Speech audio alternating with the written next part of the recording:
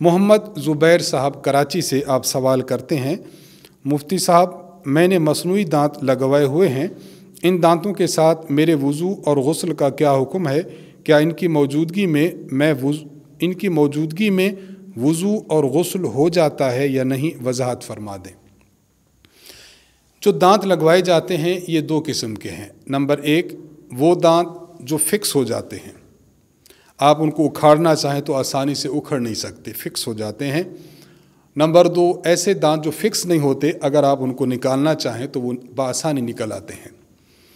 अगर दांत ऐसे हैं जो फिक्स हैं कि उनको उखाड़ना बहुत मुश्किल है, तो इन दांतों का हुक्म ऐसे ही है जिस तरह इंसान के हकीकी और असली दांत होते हैं।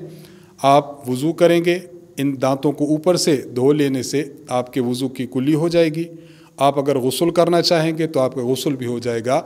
ये हुक्म है फिक्स दांतों का। और अगर दांत ऐसे हैं जो फिक्स नहीं हैं, आप उनको निकालना चाहें तो आसानी के साथ निकाल सकते हैं। तो गुस्ल करते हुए उन दांतों को निकाल कर आप दांतों की जगह पर पानी पहुंचाना आपके लिए फ़र्ज़ है। इसी तरह जब आप वज़ू करेंगे तो वज़ू में भी उन दांतों को निकालेंगे और कुल्ली करेंगे, तब कुल्ली की सुन्नियत अदा हो जाएगी। और अगर उनको निकाले बग़ैर आप कुल्ली करेंगे तो कुल्ली की सुन्नत अदा नहीं होगी।